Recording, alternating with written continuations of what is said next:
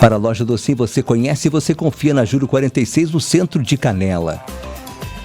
Pois é, você já ouviu falar da febre maculosa? Pois é, essa doença é uma doença infecciosa causada por uma bactéria do gênero Rickettsia, que infecta principalmente carrapatos, que pode ser transmitida para os humanos quando o carrapato pica a pessoa. Quando a pessoa é picada pelo carrapato. Então, nós vamos saber agora com o nosso colaborador, o médico veterinário, Dr. Álvaro César de Abreu, do Hospital Veterinário Clínica e Pet Center. Dr. Álvaro Abreu, justamente sobre esta febre, Dr. Álvaro, que é transmitida pelo carrapato, a febre maculosa, né? Transmitida pela bactéria, Rickettsia, é isso? Tudo bem, doutor Álvaro? Muito bom dia para o senhor, tudo certo? Bom dia, Braulio, bom dia, ouvintes da Clube FM. Então, a gente trouxe esse tema hoje, Braulio, porque a gente tem recebido algumas perguntas em função, né, daqueles casos que nós tivemos, inclusive de óbitos no interior de São Paulo, sobre a doença, a febre maculosa, né? Então, como ela é uma zoonose, e sempre lembrando, zoonoses são aquelas doenças que estão transmitíveis dos animais para as pessoas, a gente sempre gosta de trazer esse tema e falar um pouquinho sobre ele, né? Como tu falaste, né, ela é causada por uma bactéria, a Rickettsia, né? Rickettsia. E ela é a fonte de contaminação através de uma picada de um carrapato, né? Normalmente os carrapatos, eles têm vários tipos, né? Mas normalmente o que causa isso, ele é do gênero, né? Amblyomma, né? Então é difícil de identificar, porque a gente olha um carrapato, tudo é carrapato, então como é que a gente vai saber se é aquele carrapato, né? Mas, então o que a gente tem que sempre ter em mente, né? Que primeiro, que aqui no Rio Grande do Sul, né, nós não temos casos, né? Normalmente essa bactéria, a Rickettsia rickettsii, que é o nome dela, ela é a que normalmente ela tem uma patogenicidade regional. Por exemplo, a região sudeste, a região de São Paulo, centro-oeste, é onde ela apresenta o maior número de casos, né?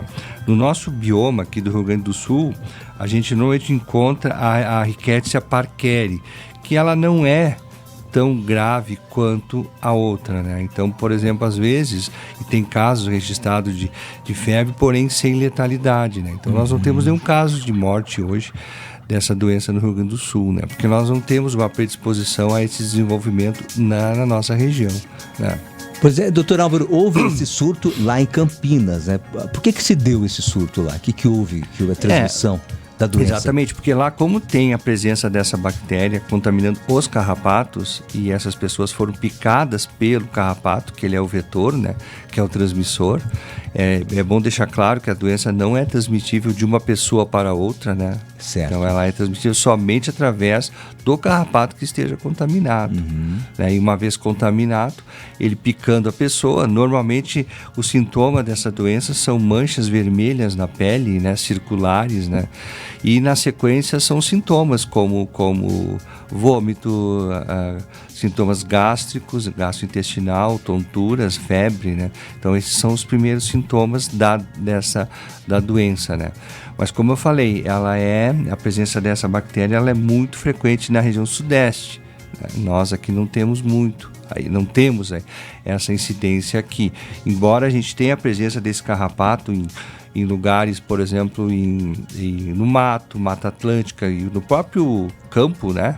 Tem essa presença do carrapato, porém ele normalmente não é transmissor, ele não tem essa presença dessa bactéria causadora da doença, né? Certo.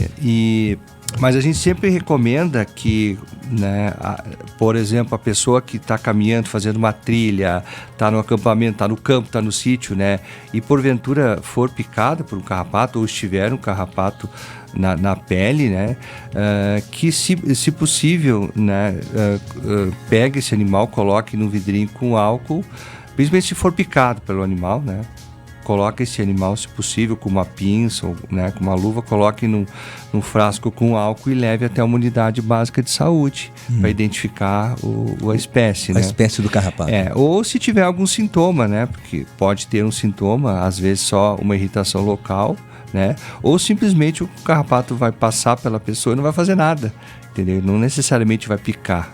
E como é que... Quando ele pica, ele fica grudado. Ele fica o sinal. Ele pode cair, ele né? Pode cair, mas fica o sinal. É que é importante isso. Fica o sinal. Se a pessoa... Pois é, e se a pessoa for picada e não viu que era um carrapato, né?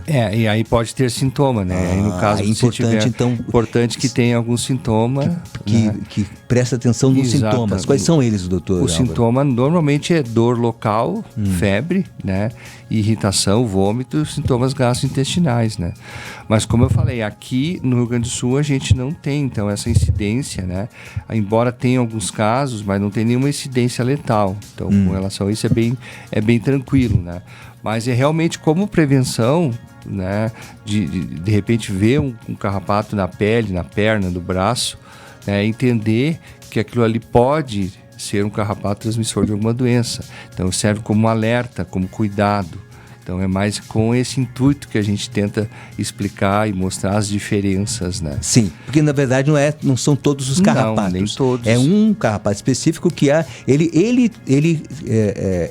ele recebe, ele é infectado pela bactéria ele tem a presença daquela bactéria aquela bactéria específica, a Rickettsia, que transmite a febre maculosa. Então, se esse carrapato específico, essa espécie, tiver a bactéria, ele pode então transmitir a doença para a pessoa. É semelhante aos cães. Os cães têm doenças, a gente chama doença do carrapato nos cães, né? Que é mais ou menos o mesmo quadro, é semelhante, que não passa para a pessoa, mas passa do carrapato para o animal, né? Então isso é uma doença muito comum, né? Então por isso toda a prevenção, no caso dos animais, né?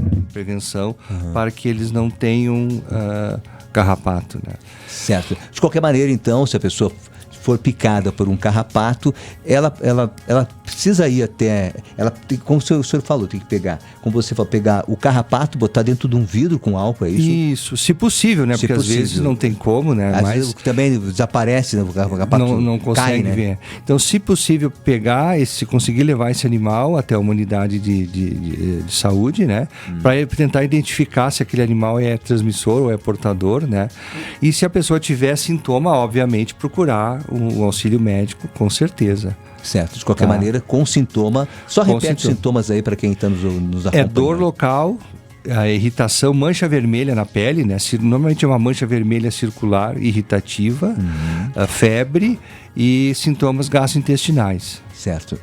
Então tá, dor local, febre, sintomas gastrointestinais. Vômito, né? Vômito, se tiver essa...